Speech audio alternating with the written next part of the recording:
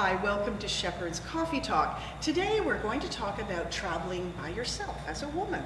The pros and the cons, some ideas. Where to go? Yeah. Who to go with? How do you navigate that by yourself? I know it's a common question. When I hear that from women, I refer them to our guest, Sheila Gallant-Halloran, travel advisor. She is passionate about travel and wants to share her wisdom with us. So Sheila, talk about solo travel for women. It sounds a little scary sometimes. It does. But you make it sound really appealing, actually. Well, life really begins at the end of your comfort zone. You True want to enough. embrace life and travel. I have found with my clients, there's an awful lot of solo ladies who they may have a partner, their partner cannot travel. They may have different interests than their partner. They want to skydive and their partner wants to do yoga. Or they, life circumstances has brought them to the point either through divorce or separation or death or illness where they no longer have a travel partner.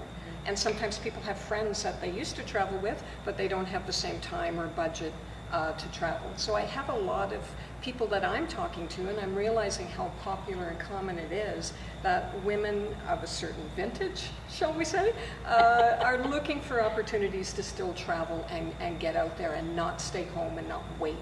Yeah. So what are the things we should be looking for as solo travelers? What destinations are we looking for? How do we hook up with those things? Well, I do this, and I'm sure other travel advisors do as well, where they're looking at companies or partners that either waive or reduce the solo supplement, because that's a always been a major stumbling big block, thing. right? It is. You'd almost yeah. have to pay for two people. If you're doing a cruise, you can pay 200%, and from the company's point of view, they're looking at revenue, but Yeah. this is a growing demographic, and river cruising especially is starting to realize that solo travelers is a huge demographic, and they're going after that. And I guess if you're looking at safety too, Yeah. because you're traveling by yourself, cruising sounds to me like a good option. It's fantastic, and river cruising, I'll just touch on that again. The biggest river cruise ship has 190 people, so that's a perfect size for socializing.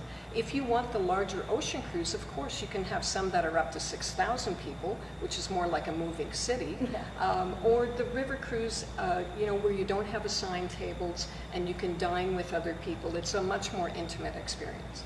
Okay.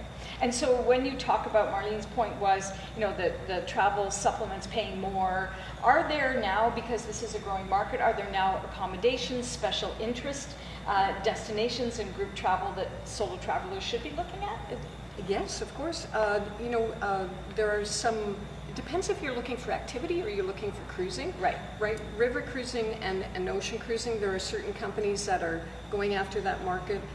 There are some luxury lines like Crystal, for example, where they reduce or waive the solo supplement on a number of sailings. They actually have gentlemen ambassador hosts on board. So if you want a And they're great. ballroom dance, I know, and they're wonderful. Yeah. They're fabulous How do you dancers. know that? Well, on the last cruise I was, our husbands went to bed and my sister-in-law went in and they were dancing. They asked us to dance, Oh. and it was wonderful because they could dance. My husband can't, so Oh, so it was really a treat, Right, And right. it was very proper. There was, Of it was course. just very professional. But I really did like that aspect of it. Yeah, I thought that it's- was nice. they're really encouraging women, especially, and they now have lady hosts too, if they're solo men. But they started with the gentleman hosts, and it's a great way to get ladies out dancing if you don't have a partner. And back to your point of solo travel, but not traveling alone. Yeah, no, and you've you got are, you're company right. and people to be friendly with and so on. That's great. And another thing, if you're looking for the activity instead of the cruise, there are a number of tour companies that encourage solo travelers as well, and either are very solo friendly and they will match you with a roommate, or they will have a low solo supplement. So I work with a number of companies that are moderate activity, so you could do walking and wine, you could do a food trip, all of those kind of things as well. And a friend of mine just told me that she's divorced now and she wanted to go away on a trip. So she was booked to go to Cuba to an all-inclusive, and her agent told her, you don't stay on one of the villas by yourself. We prefer you should stay in the hotel side. just for security. Exactly. And I thought, well, that's great advice, and that's what you get Somebody's- from an actual, Advisor. travel advisor. Somebody's got your back. I Yeah. really like that. Now, you do lead groups as well, right, Sheila? Yes. Yeah, I am leading a group to the Amazon in November. I have a group of ladies who are going to Australia next year, and also a group going to India. So I bring solo passengers together who want to travel with someone else. And it's a great way to meet other people. You can either still have your own room, or you can have a roommate, and it's figuring out what's right for you. Exactly.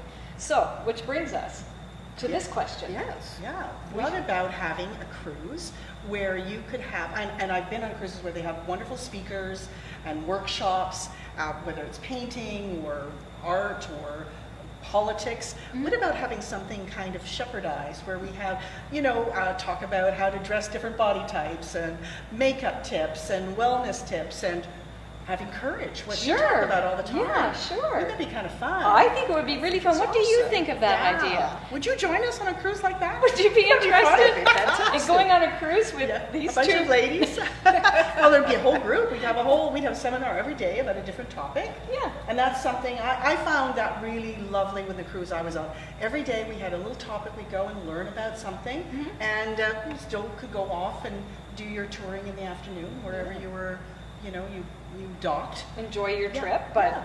learn a little something on the way. And you know what? Sheila is going to join us here at Shepherd's Fashions in the Train Yards on August 28th. It's a Tuesday night. Yes. From 6 to 9, and you're going to talk about, Solo travel. Yeah. Travel as a solo lady, but not alone.